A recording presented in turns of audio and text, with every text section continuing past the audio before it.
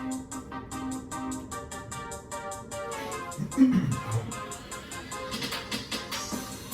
sports fans, to the Shoot Your Thought podcast with your hosts, Josh Sanger and Neil Rampersad. Hello and welcome to the Shoot Your Thought podcast. My name is Josh. Neil, how was your week? Anything fun? Filled with sports drama, but aside from that, pretty. Have you set up any Christmas stuff yet? No, it's way too early. It is not It's way too early. Today is November 11th, Remembrance Day. If you're here with us in Canada, it is way too early. Okay, yeah, now maybe I sound a little insensitive for talking about Christmas stuff on November 11th. But after today, it is appropriate to set up Christmas stuff? Is that what you're saying? Is that what you're telling me? I think, the general idea that I have is when I was growing up, the Santa Claus parade was the quintessential day of the season, the Christmas season beginning. And that happens in November. Yeah, but what day in November? I think it's usually like the latter half of November. No. I think it's like November. I think it's like November 15th. To me, I believe Christmas starts a month before Christmas. So November 25th would be my... See, for me, growing up, it was, as soon as October 31st was over, it was Christmas time. It was like the first weekend of November, we set up our Christmas tree. We are sitting in a room right now where my Christmas tree is set up in the corner.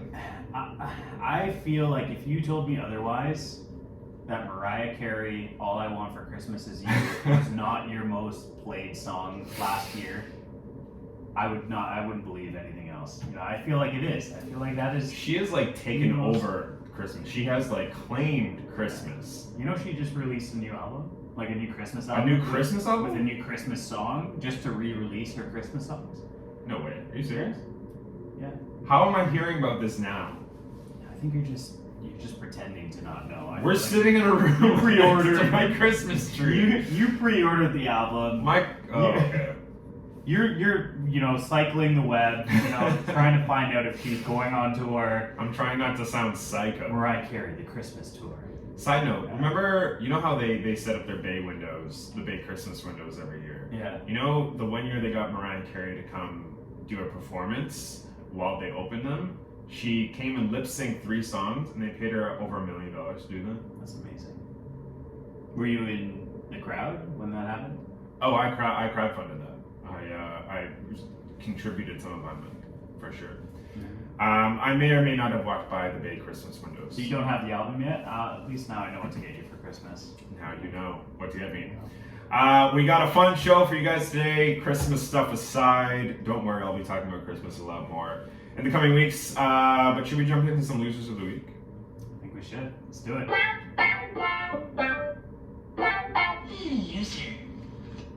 Would you like to start us off? My loser of the week, we talked about him briefly last week. He's all over the news because of his choice of words coming into the season, his choice of status. This is a person who is iconic amongst the NFL, someone that a lot of people look up to. His name is Aaron Rodgers. He's in the news for all of the wrong reasons right now. Because he's an idiot. But go on. Yeah, so this week he is my loser of the week. Aaron Rodgers recently this past week appeared on the Pat McAfee show on Tuesday and said he took quote-unquote full responsibility for his comments last week. If you don't know what his comments were last week, you remember his comments? I do. He literally told everyone... He had comments at the beginning of the season and recently as well. Yeah, he was asked if he was vaccinated, and he said he was, quote, immunized. Yeah, I'm immunized. Yeah, I've been immunized. What does that even mean? It doesn't mean anything. And then later this week, or later on Tuesday, he said he feels that, the media has been on this, witch hunt to find out which players were vaccinated. And he basically blamed reporters for him saying that he was immunized back in August. So you can choose to believe whatever you want, but... He also said, if the vaccine is so great, why are people still getting COVID?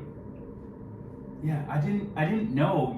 I don't understand why we have doctors when we have guys like Aaron Rodgers. Yeah. Just can listen to literally- this fucking loser No. with his long ass slick back hair. Clearly, Aaron Rodgers knows more about the science behind this pandemic than doctors themselves, than scientists themselves. One's, like, for a guy to not realize that, hey, this is what's helping this pandemic. This is, it's called a vaccine for a reason. It's not called the cure. It's called a vaccine. So if you do get the virus, it'll help you not have the worst symptoms from it. It won't have, the symptoms won't affect you as badly as if you do get the virus. Basically, you won't the die from COVID if Yeah. you get the fucking vaccine, Aaron Rodgers. I wonder So- what his family thinks. He came out on Tuesday and said, I made some comments that people might have felt were misleading. And to anybody who felt misled by those comments, I take full responsibility for those comments. As you should. I understand this is the issue. He basically just kept saying, I take full responsibility. I take full responsibility. He didn't apologize. No. He didn't, try to go back on his words. All he said is, hey, I take full responsibility. He even went on to say, I still stand for what I believe in, which is fine. Great, do that. Don't put your other fucking teammates at risk. Don't put Yeah. reporters at risk. He's been going into reports or media sessions wearing no mask when Yeah. every other player in the league has to wear a mask if they're unvaccinated. And he said that his reason was for not wearing a mask in these media sessions that he doesn't want to show the people, he doesn't want to draw attention to the fact that he's unvaccinated because apparently he has a minor allergy to one of the vaccines. Anyways, there's a whole lot of cloud around what is actually true and whether he's just blowing smoke out of his ass to cover up the fact that he lied. But See what they find him. I did see what they find him. It's the equivalent. It's the equivalent of 14,250. Yeah, it's the equivalent of fining an average American $33. $33. That's what the equivalent was. That's what the equivalent was. This was pocket change from him. He probably just opened up his nightstand and found that lying around in change and then paid it. Did you also see that CD Lamb got fined for a uniform infraction, and it was actually he got fined more than Aaron Rodgers was fined? What was the uniform infraction? CD Lamb was fined $15,450 for a uniform, but I don't exactly know why he was fined for it. But he got fined more than Aaron Rodgers did for violating COVID protocols, not wearing a mask, not being vaccinated, lying about being vaccinated. It's just like, you know what? I'm changing my loser of the week. My loser of the week was originally something else. Now I'm making my loser of the week the NFL. The fucking NFL. Because, like, the way they deal with this shit, they're coming out and saying, like, teams can start forfeiting games if they don't have enough players to actually play in these games. And then when stuff like this does arise, they give them a simple slap on the wrist, and then off you go. Dalvin Cook is being investigated right now for domestic abuse, and he's still allowed to play. A couple years ago, Ezekiel Elliott was charged for domestic abuse, and there was a case that was ongoing throughout the season, and he continued to play throughout that season. The NFL just, the shit that they allow their players to get away with, it's just ridiculous. And then you have a guy like Colin Kaepernick kneel for a stupid fucking national anthem, and he loses his career. So that's my stance on that. It's my loser of the week is the NFL. It's really interesting about Dalvin Cook. You just brought that up because Dalvin is coming out on the record and saying that he's the victim in this situation. His ex-girlfriend is just doing this to gain attention and money, and it's a he said she said it's a thing. he said she said For thing. sure. You can see what guys like Deshaun Watson are still going through right now. The many counts allegations that have come up against him. Comes a point where you just kind of have to say, oh shit. But the NFL isn't even stepping in on the Deshaun Watson stuff. They're letting the team handle that. That's exactly what we talked about in last week's episode about the PA behind all of this, right? Like, there has to be a third party that investigates all of these issues separately. 100%. Right? Take the NFL away from the actual allegation You know, like have a third party that investigates separately, because you don't want to involve the NFL in this. This is a separate crime that needs to be talked about, right? Like, so 100%. you know, it goes back to exactly the same thing, right? You don't want any affiliation with the company whatsoever. It's like your work investigating a domestic abuse claim. Like, you know what I mean? This is their job. This is their livelihood. If anyone were to get involved in a domestic abuse legal trial, their work isn't going to investigate it. Their McDonald's employment is not going to investigate it. You need a third party. You need an outside investigation. So, yeah, that's my stance on that. Okay, so moving on, we saw the return of one Pascal Siakam this past Sunday after, you know, off-season surgery, a lot of rehabilitation coming back from that. Pascal returned this past Sunday against Brooklyn. Did you see the game on Sunday? Did you see his performance? I did. He looked good. He looked like he stepped right back into his old role, which just meant the growing pains were going to come a little bit later. They obviously fell short to Brooklyn on Sunday. They still put up a very good performance, in my opinion. It was a close game until the end. Until the end, yeah. Pascal Siakam in his second game back last night on Wednesday against Boston struggled. He only scored 8 points. He had 4 fouls. The thing is, we're giving him a pass here because to think he would come back immediately in midseason form in his second game after missing 5 months is ludicrous. Like, you can't think that, 100%. right? Like, you have to think it's going to take him some time to find, you know, the speed that the NBA is played at. You know, He's coming back from surgery. it's now talked Let's not because the Raptors are playing a back-to-back on the road too. It's unlikely he's going to play tonight against. He is officially rolled out. He's ruled out. So he's not going to be playing back-to-backs just yet. Where do you see this team going now that Pascal is back? Do you see this team gelling? Do you see Pascal as kind of, you know, doing more harm to this team that we saw start off really great in their first 9 games without Pascal? I don't think 10 games, sorry. I don't think we're throwing a wrench into the Raptors right now. I think there's obviously going to be growing pains with this team. Pascal Siakam is a monster on the floor, and he has a giant impact with this team. There's a lot of fresh faces on this team that Pascal Siakam hasn't played with yet. Yeah. And so Nick Nurse and the coaching staff needs to figure out how Pascal Siakam will slide back into this new team Raptors, these fresh faces, these new faces of the Raptors.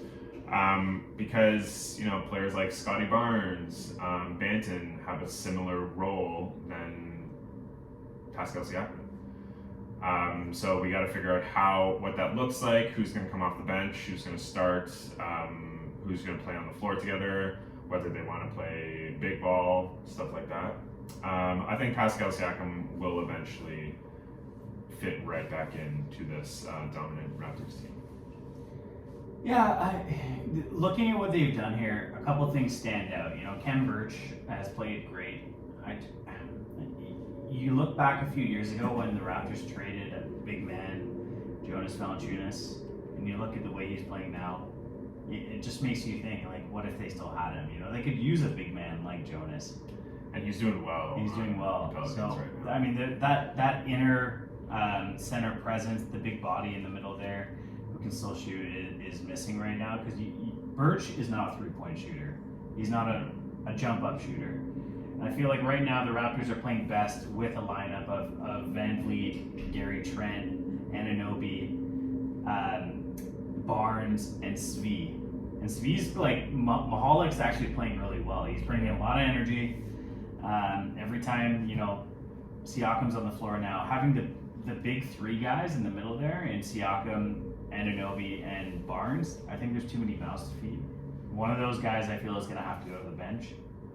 But, you know, their playing styles overlap. You can't have 3 guys who play the exact same way. That's the thing. Right? So I feel Anunoby's best from 3-point range.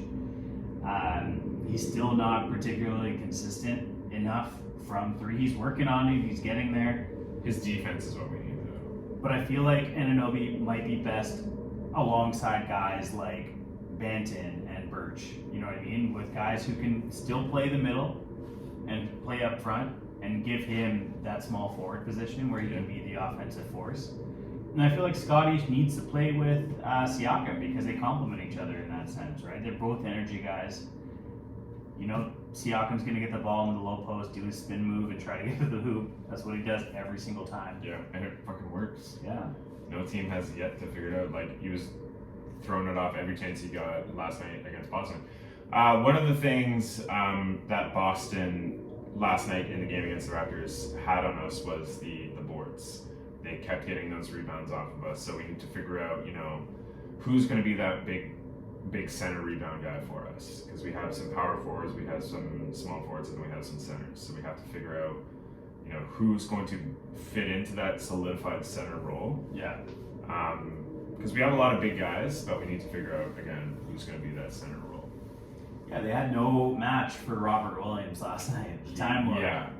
They Williams couldn't. was going off last night. Williams is a different beast, right? But in the NBA, you're going to match up against these guys on a nightly basis. Every team has a young big. You saw the effort that a couple games ago against Orlando, where a guy like Mo Bamba was destroying them on the boards.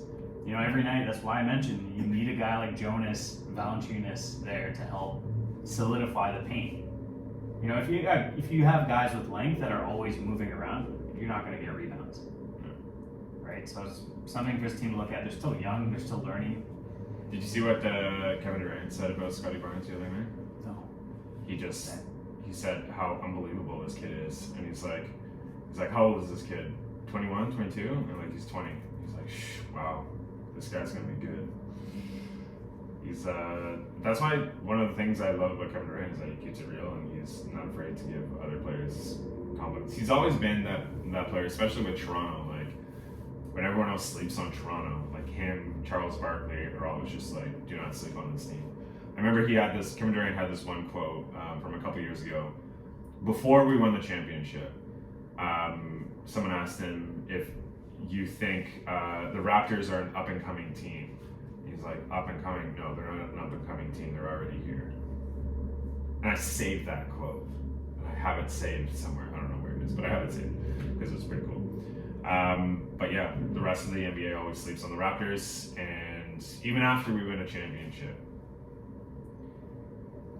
Yeah, they're always going to be slept on. The thing is, like, they're very young. The expectations for this team are very low. Like, they're not expected to make the playoffs this year. They're not expected to, you know, really challenge for much this year. This is like a transition year, you know, with guys coming off in significant injuries, with, you know, the Raptors not really signing many prize free agents over the offseason, drafting really well.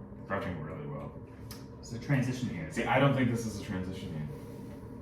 I think this is You think it might not be a championship You year. think they're a big trade away from being a contender? 100%. You think Dragic is going to stay on this team come trade deadline? He's still on the team. We never see him, but he's still on the team. He doesn't play any minutes. Yeah, we're going to make a trade to contend this year. Absolutely. That's true. All right, should we move on? Let's move on to some Blue Jays news. I haven't talked about the boys in blue with the bats in a long time. We definitely haven't, but there's some big news that's come out of the Blue Jays camp. A lot of finalists for some MLB awards coming out of the Blue Jays. Yeah. A lot of former Blue Jays in there as well, A too. lot of former Blue Jays in there as well. Like Marcus Semien. Oh, shut up. He's not a former Blue Jay yet. So the Jays did offer him a qualifying offer, That he quickly rejected. which he rejected. But I don't think it's time to freak out just yet. The qualifying offer is just basically an extension of the offer that's already there. So obviously he wants to get a little bit more than what he was making last year. That's the whole deal. To deny a qualifying offer is saying I would like a little bit more money. Mm-hmm. Whether he's going to get that from the Blue Jays or anywhere else has yet to be determined. But I don't think, as a Blue Jay fan, I don't think it's time to freak out just yet. It just means that we are going to be competing with other teams. Because we offered him a qualifying offer while he was still an unrestricted free agent. Now he's completely a free agent, so we have to just go out and compete with other teams. I feel like he's going to get a max contract. He just won a Gold Glove. He had, well. yeah. He's one of the 3 finalists for AL MVP. Yeah, he had a ridiculously great season, and it just goes to show how talented this lineup was, like top to bottom. But that's how good the AL East was. That's the thing. Like this to year, have right? this many finalists for awards on the Blue Jays, and they still didn't make the postseason. I hope Rogers now understands. Hey, we gotta spend some more money and get these guys locked up. Even Robbie Ray, another pending free agent, right? I feel like this team needs to get the core guys back, run it back to these guys yet again, because they came so close. I feel like if they run it back with a team and they're actually playing at home, And they're at home the whole season, whole baby. They lit it up at home last season, and they were only playing there for 25% of the actual season. If they play a full season at the Rogers Center, whole baby. So, what do you think is with an important offseason coming up here? This is the time for the Blue Jays. They have some holes in the rotation. They traded a lot.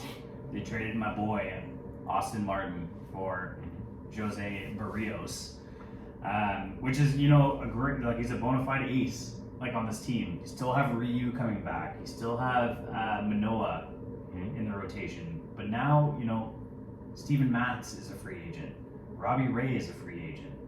What do you think this rotation is going to look like? What arms would you like to see the Blue Jays go out and get? I wouldn't be totally upset if we didn't bring Steven Matz back. I will definitely be upset if we don't bring Robbie Ray back. Obviously, he's going to be expensive, but I think we need to bring him back here. The whole thing about Marcus Semien is a different story because we need to bring him back as well.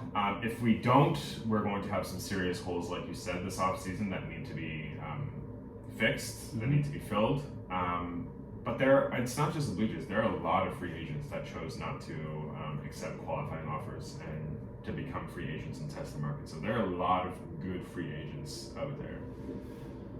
The bullpen is also an area of concern. Before I talk about the arm barn, the arm barn. Oh, we're not doing that. That Pete is trying to get the name changed to, but We're not doing that. In this rotation, an interesting name that I was hearing about yesterday was former perennial Cy Young Award winner who's throwing a showcase right now. 38 years old, still throwing 97 miles an hour. His name's Justin Verlander. Interesting enough name. I think he would really fit in well. Is he 39? He's 38. 38?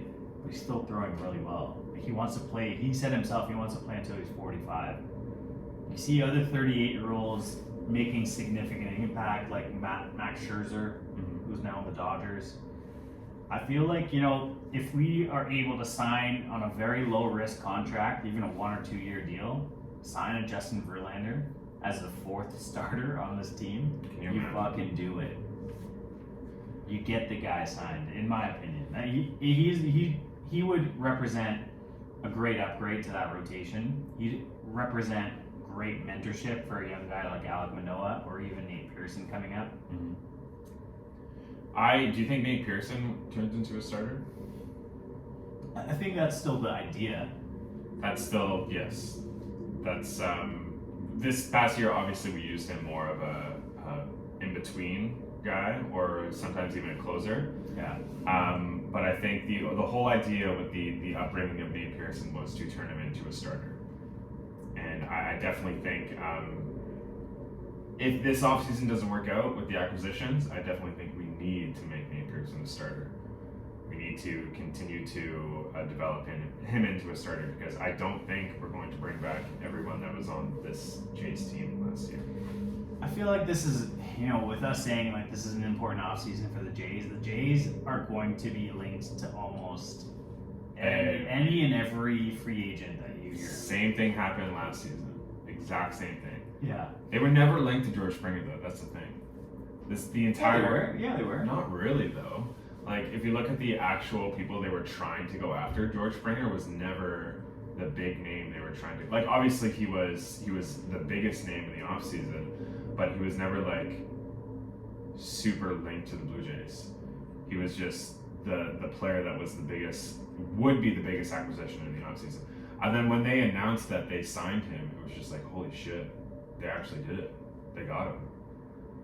So yeah, I feel like there's players out there right now that I'm hearing the Jays are linked to. One of them is the Cleveland Guardians, Jose Ramirez.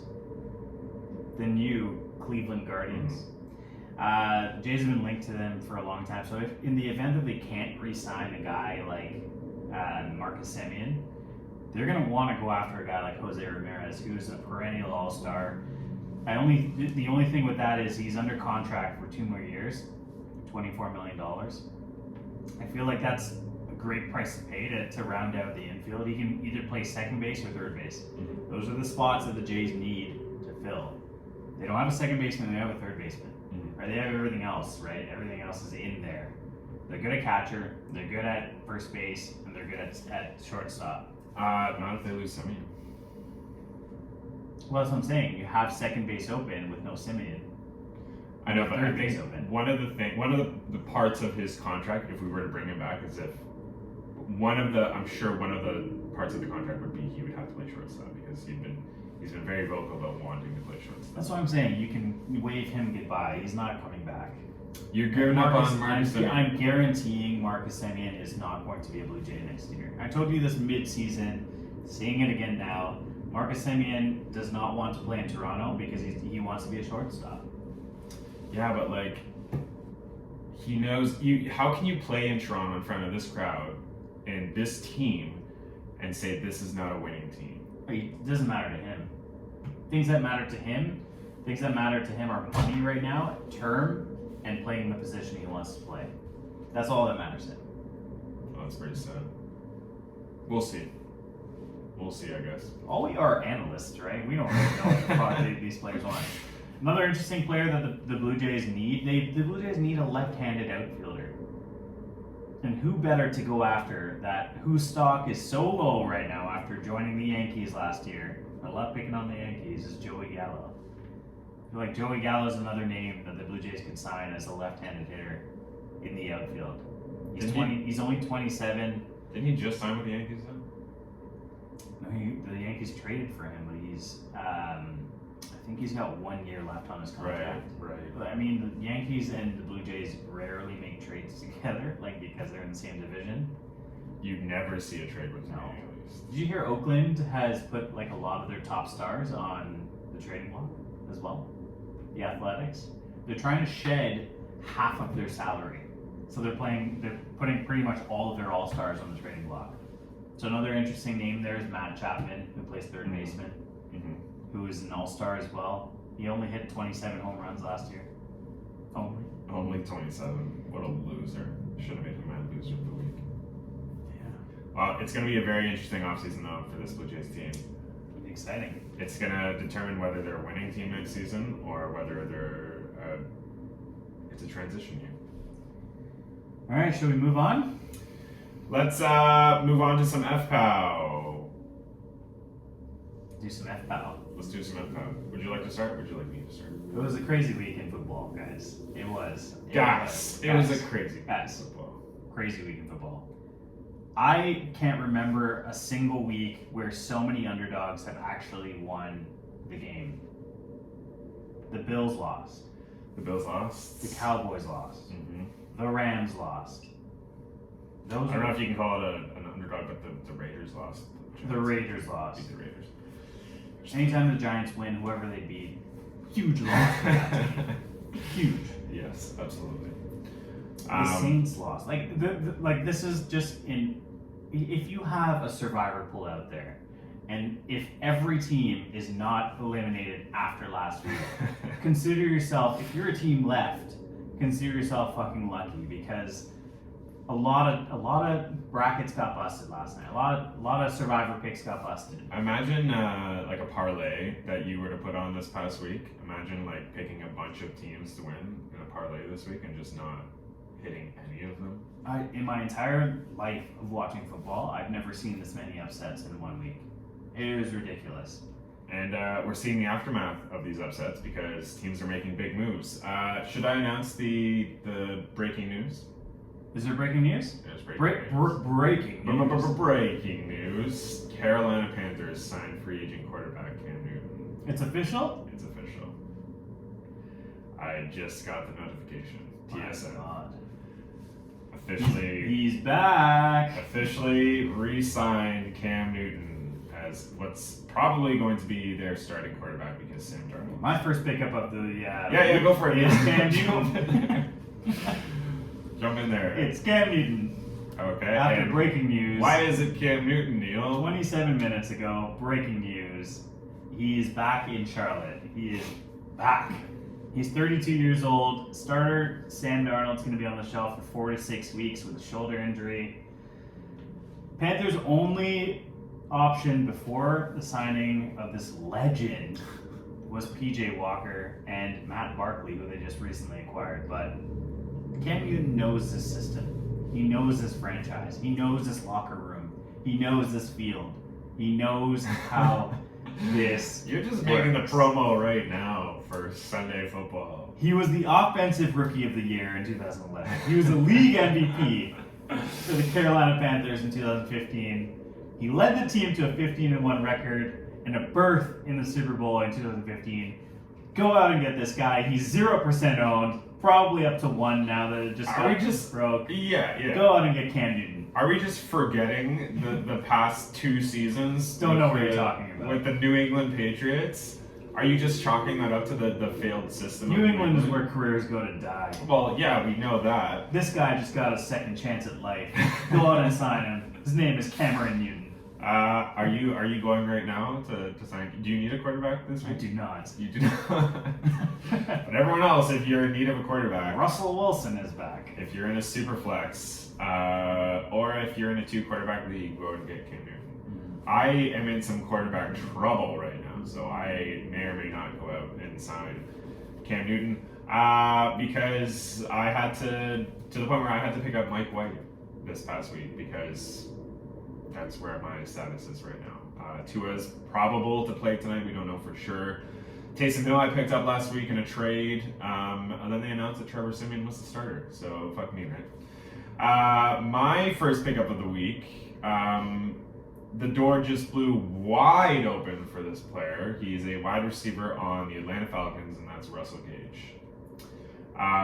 The room in front of him, like I said, has been cleared. If you're in a PPR especially, he's going to see a lot of targets. You saw a lot of targets last week. I think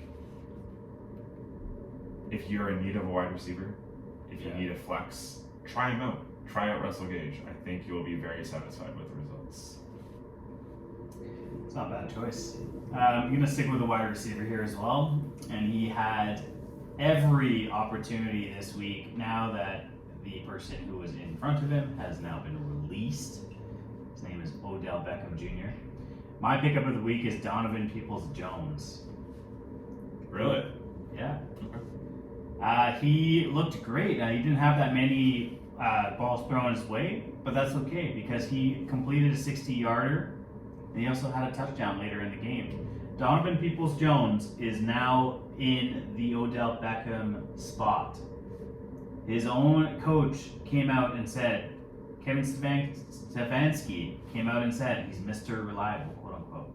So he even said there's going to be more opportunities for him moving forward just like that. So The ball can't just go to Jarvis Landry. It No. needs to go other places. No, so, and Jarvis Landry is injured every other week.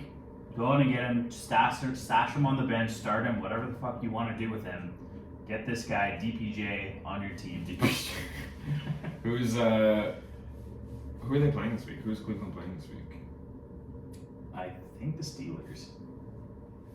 Like, are they playing good defense or are they playing? They are playing